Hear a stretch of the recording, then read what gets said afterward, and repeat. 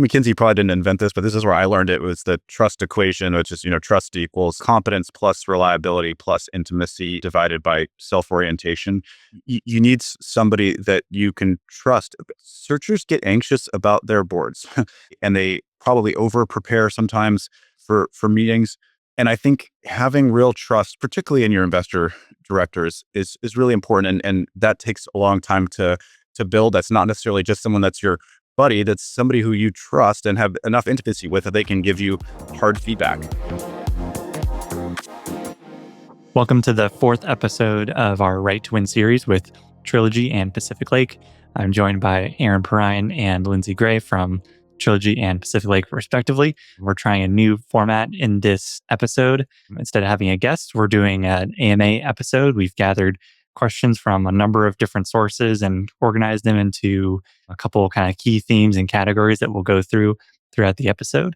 But thank you both for joining. This will be a fun experiment in a new format. And I think the first AMA episode on my podcast as a whole. So not just this series, but as a whole. So that's exciting. And we should say too, because sports are going to come up later, that we're recording on January 22nd. I am wearing a Seahawks jersey. Lindsey has been pretty clear about her rooting interest in the Pats. I think we're going to circle back around to that in a friendly way later on in the episode. It's always possible that I don't think the Pats are going to be out by the time this drops. Always possible. Well, we'll be out by the time this drops, and then that'll seem silly. But from where we both stand now, hope springs eternal. A lot of excitement. Absolutely. Yeah, we don't want to eat too much crow but there's a lot of confidence, I think, in this threesome circle here. That's right. Well, let's kick it off. So we have a couple general themes of questions, kind of starting chronologically in fundraising as a category. We have a couple questions here.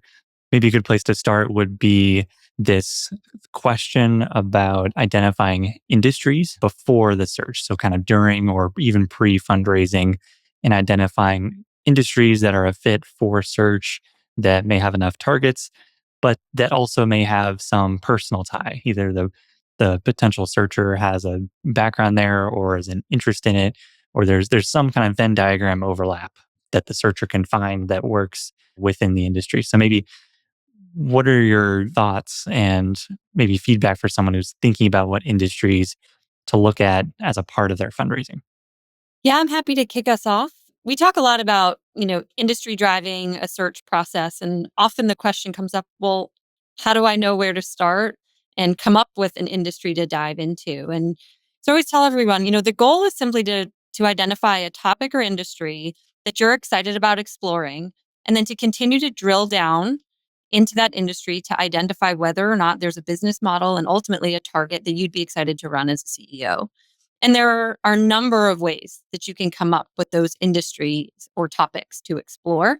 But I have found giving searchers a little bit of a structure and how to approach that question makes it a little bit more comfortable. So we typically talk about 3 ways that you can identify an interesting industry. The first is sort of a macro-driven top-down approach. So think about a trend that is observable out in the world that is interesting to you. And it may start very broad. It may be as broad as something like an aging population. Do you give points for the term silver tsunami in the PPM, or do you, Is an auto pass through there? Yeah, for sure a mega trend. If you can think of a different way to phrase that particular mega trend, I personally would appreciate it. But silver tsunami can also work. That's funny. So, you've got that trend, and then you can drill down from there to identify sub niches within that could be exciting. So to kind of continue on the silver tsunami, you could drill down to there to say like, well, that population is thinking about aging in place, or they're thinking about wealth transfer, or they're thinking about a need for more medical staff and medical attention. And so now you've got something slightly more narrow. And then from there, you could go even more narrow. So let's say you say wealth transfer is an interesting topic. Well, what sub niches does that lead you to? And so you'd get things like estate planning or financial education and literacy, or whatever the case may be. But the point being, you've started at something very broad and observable and interesting as a trend, and then can burrow down deeper into something more specific. And that process is can be done many times for many trends that are interesting to you, but at least it's given you some structure to follow. And then the opposite of that is bottoms up. So start with a customer you're excited about and think about the products or services that service that customer. And it's a similar process, right? It's thinking about what they need and then kind of identifying subspaces within the products or services servicing that customer that you'd be excited to learn about. So these are just, methods for identifying a place to start and start learning. And then from there, we find, the process typically runs away from there, in a positive direction. But Aaron, do you guys use a similar kind of constructs? Well, I'm glad you were first because I've of course I've heard how you guys structure, and I think it's super smart. And I'll just add a couple things on top of that. The just a shout out for the very first think like an owner episode with Ryan Turk, right? He actually talks about that value chain mapping into an out of dentist's office and how that got him to the idea of radiation dosimetry. That's sort of like a middle ground. I guess there's a customer build up, trend build down, and then he had like something that feels like this middle thing of like a really interesting business, want to map all the different flows of value in and out of that business. I like that. I like another mega trend that we've just been excited about is it's like kind of like AI to data center to power grid to gas turbine maintenance. I mean, there's just there's a lot that kind of flows out of that. It doesn't all have to be like data center cleaning or something like that. There's a ton of different things that come in from that. And then you asked Alex, what's the value of starting with what you know? I do think that some of the most successful people doing this, we had the opportunity to invest in a deal in the fall. A woman who was at Boston Consulting Group in the semiconductor practice for 4 or 5 years, had a very strong thesis around printed circuit board assembly, like knew the players, had it cold. That was all she was going to buy. There is real strength in that. Like your outreach challenges, if there's only 30 companies, you have no outreach challenges. You can go sit on their doorstep, you better, the thesis has got to be right. You better be right. There's no danger to having something or, no challenges in having something that narrow, but there can just be real strength in it too. And of course, from like, credibility and owner conversations, et cetera. So like there's some large fraction of folks that are just, they've come to this specifically because of an industry opportunity that they feel in their bones. And that is awesome. I think it's actually harder if you don't have that. And then you do need these different structures and trends, and that's fine. And you can get there. And that, we're totally delighted to work with those folks too. But it can be really nice when you come with something you've got, you're feeling conviction about. Yeah. And owners, frankly, can tell when you care about their industry and care about their business and are genuinely curious. They notice, they pick up on that. They know when you're kind of going through the motions versus you've spent a lot of time there. You know the lingo, you can speak their language, you can wrap your arms around their business quickly. They pick up on that. Another part that's really fun about this, Lindsey, is like, the entrepreneurs we work with like educate us about these industries in like a super fun way. And that's another part that's really cool is when you are in a fundraising conversation and you know vastly more about an area at the end than you did at the beginning. And like I do a lot of the healthcare stuff at Trilogy. There's some stuff about healthcare I have some knowledge about. It's great if there's like, maybe we can push each other on that, but it's just as likely that there's something I didn't know anything about. And and then you're like, wow, I get it. That's super cool. And it's, not every discussion is like some, a brand new original thing we haven't heard before. Right. But it does happen. And that's really a fun part of this. I agree with that completely. By the way, I felt that way in venture as well. I spent a good chunk of my career in early stage venture. And every time I met with an entrepreneur, I felt like they're going to tell me about where the world is going. And that was really exciting. And I wondered how intellectually interesting it would be to dig into theses in the ETA model. And it has been equally, if not more interesting. It's amazing the opportunities that get brought to us and the ability to kind of learn about a sub niche that sometimes I've never even thought of existing, never mind like have a deep understanding of how it works. So we're lucky. For someone intellectually curious, this is an awesome job. For sure. How do you evaluate searcher talent? So when you're talking to someone who is asking interesting questions and maybe has an interesting industry, what sorts of things are you kind of looking for to see if they're someone you're excited to partner with? Yeah, I can kick this off. We can bat this one back and forth because there's definitely a lot of things. I think it's always important for us to start with the why are you pursuing this path? Do you recognize that this is going to be a hard journey? Any entrepreneurial journey is a hard journey. And are you prepared for that and passionate about what you're doing? This isn't a fallback option because like the job at McKinsey didn't come through. I think is important level setting. And then from there, we often get asked like, what needs to be on my resume? What experience do I need to have had to be good at this? And my answer to that is like, really, there are no set experiences that we have found that make a search or a CEO role more successful. It's really, have you been successful in whatever it is that you pursued before? And that it's personal attributes that sort of drive success. So it's things like an ability, intellectual horsepower and curiosity, and an ability to underwrite an industry quickly and efficiently. It's an ability to build relationships because at every stage of this journey, building relationships is important, from getting a company under LOI all the way through kind of, managing your investor group and employee base going forward. And then lastly, I'll turn it over to Erin to add on here, but, in an entrepreneurial journey, there are always going to be challenges that you didn't foresee. And so do you have both the willingness and the ability to roll up your sleeves and figure it out in hard circumstances? And have you demonstrated having had done that in the past? So, those are some of the things we look for. But importantly, it's not like we're checking boxes on a resume. That's definitely not how the process goes for us.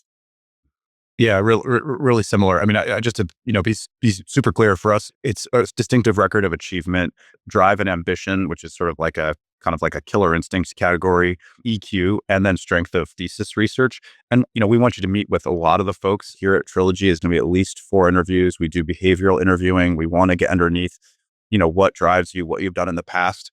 The feedback we get is that it feels intense, and it sometimes feels a little bit less like a sort of like big cheerleading exercise than maybe other fundraising processes or other discussions. And that, man, that's that's by design. Like it's a long partnership, it's a long commitment. It matters to us, we want it to matter to you. Lindsey, I won't speak for you, but I think both of our firms are wanting to be kind of lead or co-lead partners. And so those are relationships that it should really make sense to invest in. And we really try to do that. We want it to be an interesting, fun, but probably intense process of getting to know us. At the same time, we are trying to make assessments across those categories. And so that's part of the process too.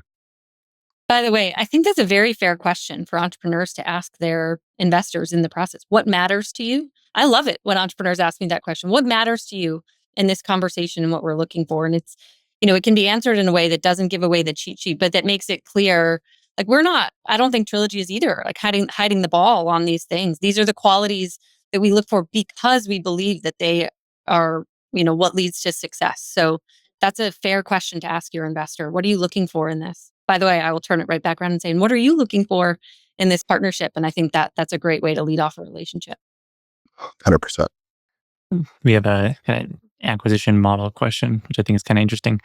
So there's a number of like developing other acquisition models that have been slowly becoming more popular, some faster than others. Holding companies or permanent capital or consolidations. Do you think there's kind of one of that cohort or some other model that in the next couple of years will become more popular or will be a bigger part of kind of what searchers are looking to go do? I think there's always been innovation and flexibility in this model. That's what makes it great. That's what's made it really resilient. Well, we are certainly flexible around, how these things are set up. I guess I just observe, often at the end of the day, the underlying structure does not look that different, even when it's called something else. No sweat, but I think it's important for entrepreneurs to be able to articulate like what is the goal behind the label. A good example would be a committed capital vehicle. My whole business and professional life is investing capital behind good ideas in if possible more of it over time. And so, asking folks for capital commitments can definitely make sense in some industry contexts. I think sometimes the entrepreneurs have the idea that if they if they don't have a significant committed capital vehicle up front, that capital is not going to be available. Not the case. I mean, it can be absolutely the right answer to, reprice that capital, think about it in a later round. So, I think in general, it's kind of a horses for courses discussion. We're delighted to be flexible around these things. And and some of the new structures have been a great fit for different industry strategies that folks are going after. Yeah, I would echo that completely. I love to start the conversation with, tell me what you're trying to do here. Tell me the strategy that you're hoping to employ on this entrepreneurial journey, and then we can figure out a structure and a model that will set you up for success with that. Versus, coming in with like a investment model label and then trying to back into like, well, does that fit what you're trying to do? There's no doubt we're seeing more folks who are interested in multi-acquisition strategies. But even within that, there's a lot of diversity, right? There's still I want to buy a large platform and then we'll, do M&A, inorganic growth, as an important value creation lever. That's been around a long time and is still popular. Increasing popularity for the last several years around consolidations and roll-ups. And now different models of holding companies are becoming more popular too. So it may be, buying multiple companies that have a correlated thesis, and you need to capitalize the business to be able to buy those correlated businesses over time. And then definitely we're seeing holding companies with sort of uncorrelated underlying assets as the goal. It's simply a holding company that's going to buy uncorrelated businesses. So even within sort of multi-acquisition strategies, we're seeing, proliferation of the model. And I think if you have a thesis that's compelling and a why behind what you're trying to do, the capital structure will follow. And I agree with Aaron, like the beauty of the ETA community since it began is its ability to innovate and invest in different entrepreneurial journeys as the searcher and entrepreneur community identifies different things that they want to do. And I expect that innovation will continue. I thought of one more thing I wanted to say about this, which is sometimes there's anxiety that if we don't label this as kind of a hold co or something that indicates we're going to do it for a long term, that my investors are going to make me sell it. Like one of the identity properties of this kind of investing is that we're all minority investors. Nobody cares where Trilogy is in its fund life, and I much respect and love to my colleagues at Pacific Lake. I don't care where they are in their fund life. People do what's right for the company. So like the in almost every case, the decision to recapitalize or sell or move on is instigated by the entrepreneur, by the CEO. It would be not an adaptive behavior from a brand perspective for one of us to force someone to sell that didn't want to sell. Alex, folks can go back and listen to your episodes with Colin Hathaway. I understand that happened to to Colin. It's a fantastic story. People should go back and listen to it. That was not us. That was a majority owner, right, of his first business. And so I think we don't like paying taxes as much, more than anybody else. Like we're delighted to compound. Last time I checked, Pacific Lake has a non-trivial part of its strategy about doing that for the long term, right? And we're happy to go along for the ride with those things. Some searchers say they can only have one like large institutional firm or maybe one of between the two of you on a cap table at the same time. How true is that? And how often does, either case happen? It'd be funny if I say not true. He says true, but Let's do it. Let's battle it out. Yeah, no, we didn't probably sponsor the podcast together because we all can't work together. So maybe the answer is a little bit obvious, but I think our view on cap table construction is there are a number of reasons why you might assemble a different group of investors. A great one is that you want investors that are going to be engaged, that are going to do the things they say that they're going to do, that are going to really be helpful. And so that we had talked earlier about, fundraising questions. I think it's great when people call CEOs and they ask, it's the unaided awareness question, right? Not was Trilogy helpful, but who was helpful? And if you do that 10 or 15 times and you do have just a Pareto chart of the answers, that's telling you something. I think the failure mode is that it is economically rational for some investors to be not super involved or involved in only very specific parts of, what it takes to buy and operate a business. That's just not our model. Our model is high intimacy and availability and engagement. And I don't think that having more than one investor with that theory is bad. In fact, I think it's essential. And we are not the only two. There are many great investors in our asset class that do that along with us, that who we value partnering with. But, candidly, when we see that Civic Lake's on a cap table, that's a delight for us. That's a cap table we want to be part of.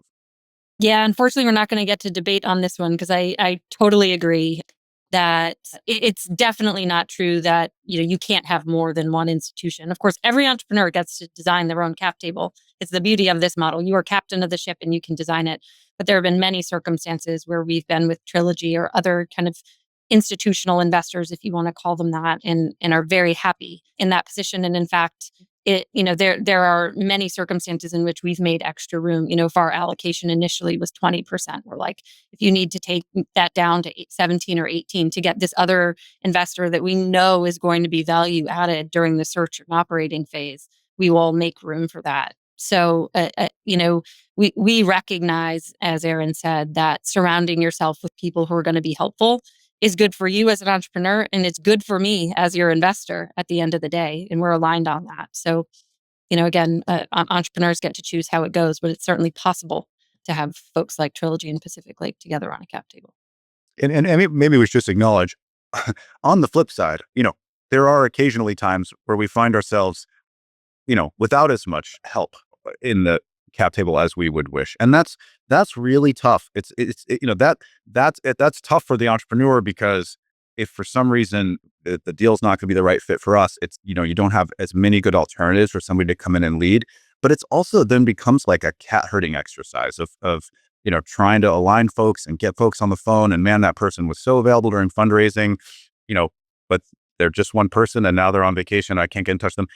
Again, it's not that there's not a great place in the ecosystem for folks that are doing this off the side of their desk or that are doing it as an individual. It's always been the case with search. But, for us, folks who do this for a living, that's, there's real value to that. Absolutely. All right, let's get into some searching questions.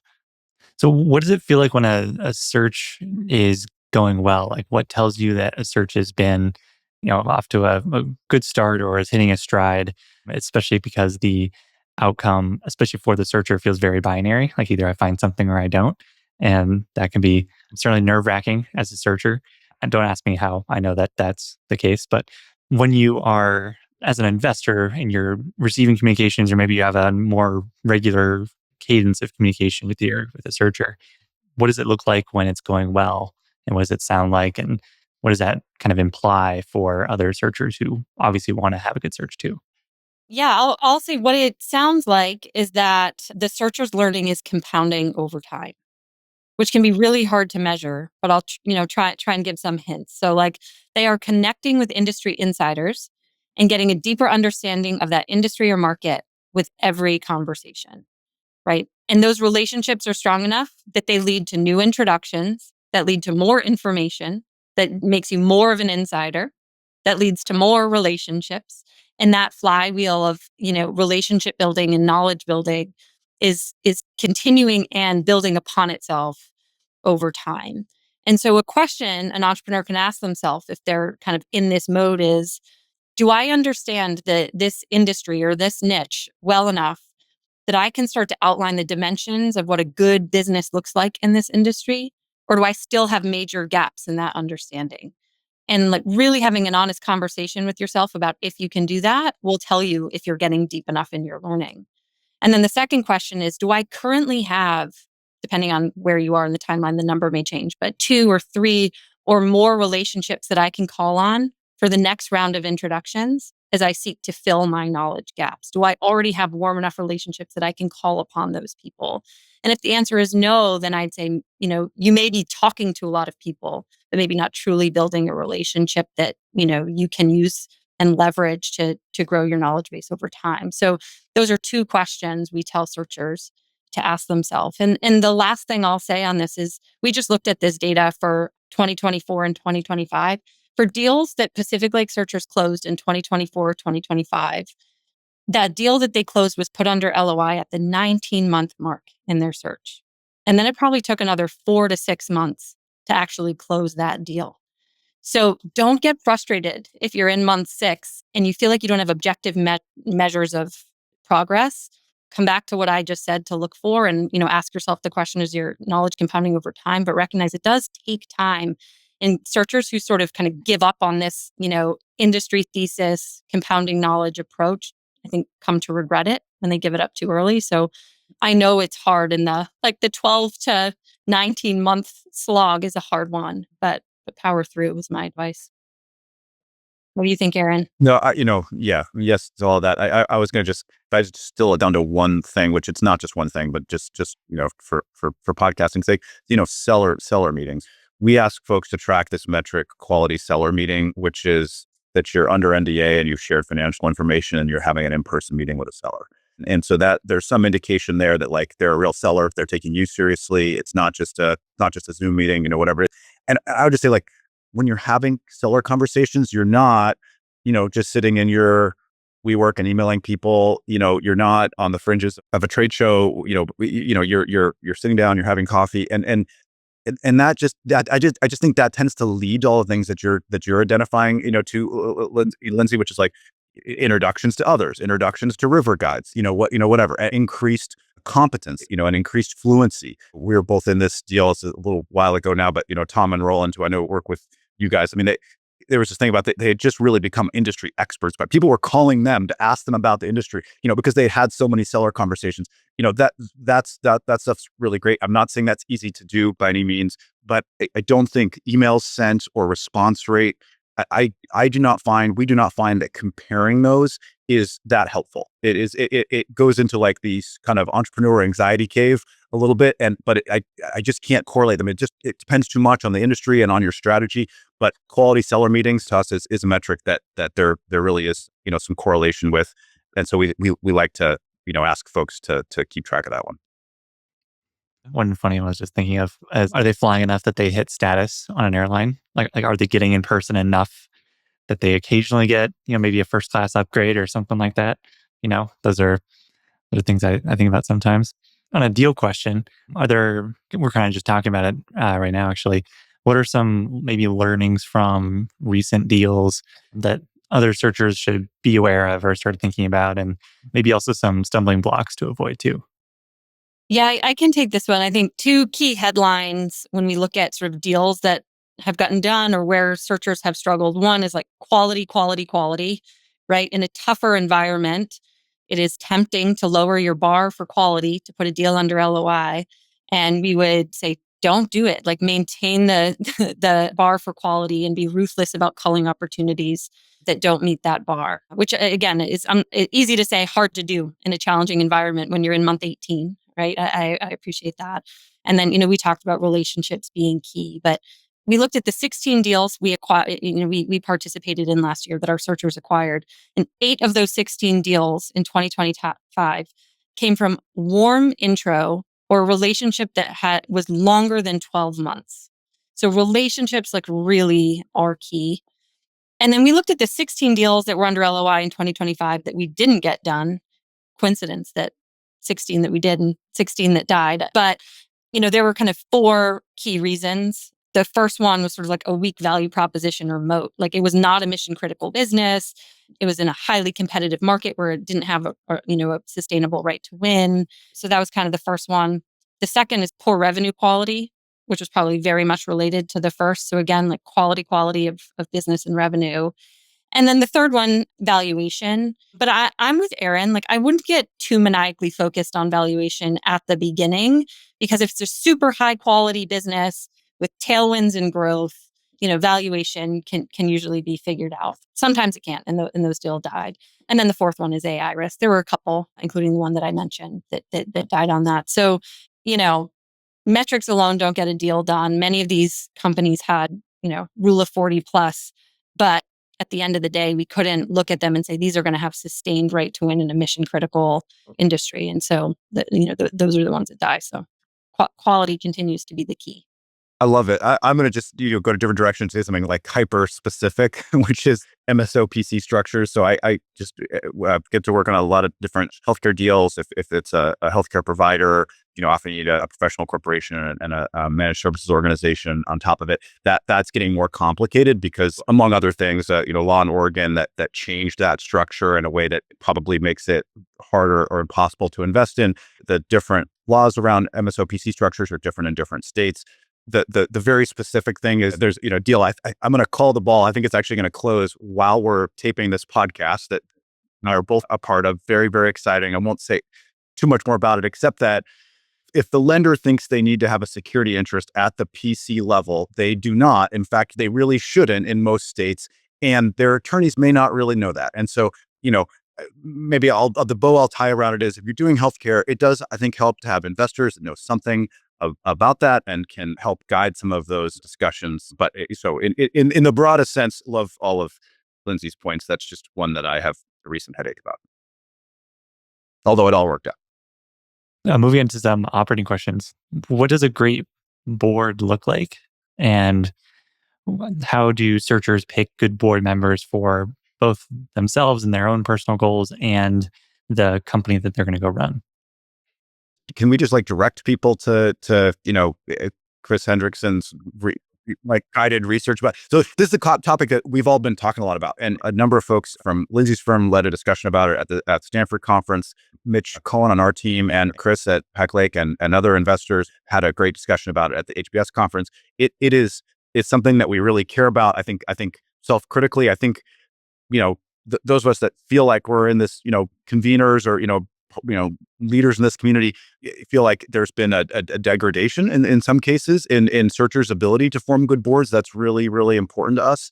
And so it's hard. I don't want to try to summarize all of that now, other than to say, I think, it starts with your fundraising, right? You need to have investors who are going to be prepared to commit time to your board. And then even within that group, we have lots of folks in our community who know how to coach a new CEO and getting their arms around the business in the first 2 years. It's a really specific skill set. We're going to talk a little bit, I think, about, value creation. Look, part of how we create value is we professionalize businesses. Middle market private equity funds want to come buy our businesses because we have put good systems. We supporting the entrepreneur CEO who's doing the hard work of this has put really great systems in place and has created something that's easy to understand and easy to underwrite for the next set of capital in it. That said, there's another kind of board member who can start from that first 2 years, get your arms around the business, and then transition to a sort of talent, strategy, risk focus of maybe what a board of a bigger company might look like and what that entrepreneur may need in their next phase. It can be a little painful if you're stuck with the person that is, whose special skill set is just that first 2 years. That can be a reason for board terms. That can be a reason for just diversity on a board. But it is a really important topic and something that folks should be really thoughtful about. Yeah, I agree. And there's a lot of great work across the ecosystem, I think, that's been done on this topic, because for companies of this size and operators who are usually, new to the CEO seat, I think a board can be a really powerful tool in the early days. We talk about, the different personas, like the CEO coach is one persona that is helpful, particularly in those early days. The former operator, or I usually call the person the operational hammer, who can really help you drive through the operating, changes and professionalization that Aaron referred to. A capital allocator is really important in certain business models, somebody who really can kind of dive in on that. Oftentimes it's helpful to have someone who's an industry insider or is, really deeply understands the business model if it's sort of a nuanced one. So, there are different personas to think about. At the end of the day, though, I agree with Aaron. It's someone who has the time and the willingness to dig in and tackle whatever unforeseen things the business will face. I think it's right. There's McKinsey probably didn't invent this, but this is where I learned it, was the trust equation, which is, trust equals competence plus reliability plus intimacy divided by self-orientation. You need somebody that you can trust. Searchers get anxious about their boards and they probably over prepare sometimes for meetings. And I think having real trust, particularly in your investor directors, is really important. And that takes a long time to build. That's not necessarily just someone that's your buddy. That's somebody who you trust and have enough intimacy with that they can give you hard feedback, and the self-orientation side, like you got to kind of believe that they're actually really there to support you. And if we're at the HBS conference and sort of suffered through like a 2-hour commercial for one firm at the beginning of it. Like, I think you have to ask the question, is that what level of self-orientation does that imply? And like, what do you want, what kind of group are you trying to build around you? We were just talking about it, but where do you see value being created most in terms of categories like EBITDA growth or professionalization or multiple expansion or debt pay down? Like where do you see kind of most value being driven from? Yeah, when we've looked at, where value was created among the realizations, the 60-ish realizations specifically has had in its history, 50% of the value comes from multiple expansion and 50% comes from growth. But you absolutely do not get multiple expansion without the growth. So it comes down to growth. And so there are different things that are done. I agree with Aaron's comment around like a big part of our job is to professionalize the business. And in doing so, drive growth. So there's, very commonly a building or optimizing of the go-to-market motion, hiring the sales leaders, honing who the ideal customer is, professionalizing the go-to-market motion. Pricing often is a value creation lever that leads to, bottom line growth. Often it's a part of a business that was just ignored. And so pretty early on, you can identify there's value being left on the table. And so, kind of optimizing the pricing model is pretty common. Building out in a professional executive team. Again, some businesses we acquire have, great leadership teams in place. Others we acquire knowing that's going to be an important sort of value creation lever to pull. And so going in with eyes wide open and surrounding the CEO with resources to help them do that has been important. And then to our earlier conversation, in multi-acquisition strategies, really being able to dig in and help build a sourcing engine. And then importantly, an integration process for the, acquired companies, I think is another place where value creation is been important in our ecosystem of late. My only two hot takes on that is what really constitutes an M&A engine is a non-trivial thing. One small acquisition does not an M&A engine make, and the fact that you pulled one off does not mean that we have an M&A engine yet. I've seen M&A engines; they're awesome. They are hard to build, and then your point around no multiple expansion without growth. I mean, yes, maybe a little multiple expansion there. Like, because again, I think we do sometimes we're involved in situations where like we just make it a better bit. We have had times we made it a better business. It was actually harder to grow than we thought, and we did better than we thought because the business was just so much more viable at the end. So would much rather bet on growth. That said, sometimes a really talented CEO is like pulled a rabbit out of a hat by modest growth, but also making it a much better looking business. Yeah, I love the kind of the spin you put on that, or the nuance that you just gave, which is we don't underwrite multiple expansion because you typically can't control it. It's out of your control. However, oftentimes when you do all the right things, you get that multiple expansion. Even if like growth wasn't what you hoped it would be, the, improvement in quality of the business plus timing plus the right buyer leads to multiple expansion. And yeah, I agree with you. I think that was the right framing of my comment. All right, Desert Island, you get one CEO. Who's it going to be? I knew that you were going to ask this question, Alex, and of course, I think we will say like we love all of our CEOs equally, and so this is but as a fun thing, I think I got to say Vince Kuchar, who is the CEO of a company called RMC that we're investors in. I literally went to war with Vince. I knew him in the Army. Pretty sure he's an Eagle Scout. He's got a fantastic family and two beautiful daughters. I know he'd be very, very motivated to get back to. So I feel like we'd be very aligned on that way.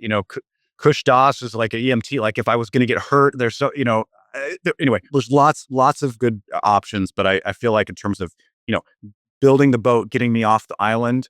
Yeah, well, Ryan Turk could also be good, right? Like there's our, Army, we don't really do things on the water so much. Maybe you need a Navy officer. It's going to put the raft together. At the end of the day, I'm pretty sure Vince is the only officer I know who has thrown a grenade in combat. That's got to count for something. So I'll go with Vince.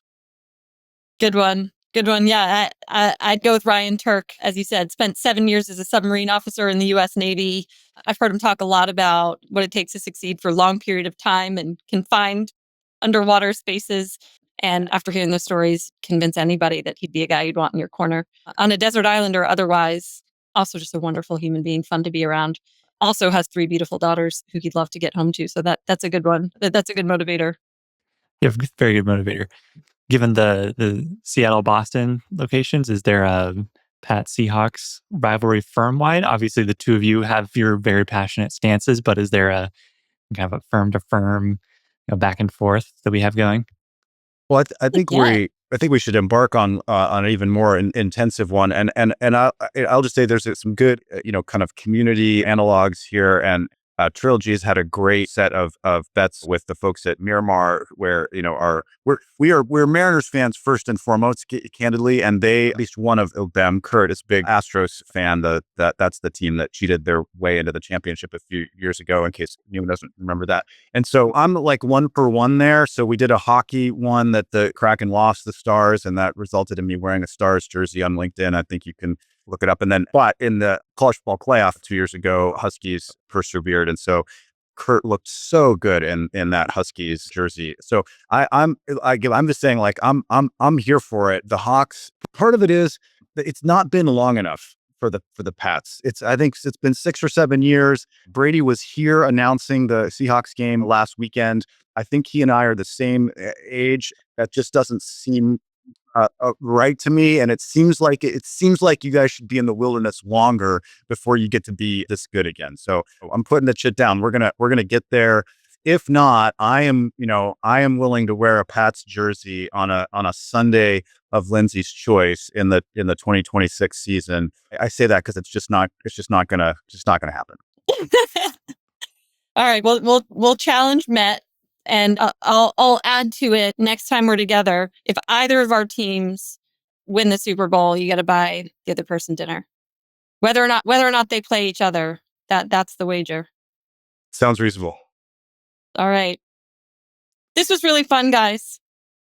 This is fun. Really- Yeah, new format, lots of questions from all over the place, which keeps it interesting, keeps us on our toes. This was great. Yeah, this was a lot of fun. Thank you for listening. I hope you enjoyed today's episode of Think Like an Owner. If you enjoyed the show, please consider leaving us a review and telling a friend to help more folks find Think Like an Owner. For full episode transcripts and our weekly newsletter, please visit our website at tlaopodcast.com.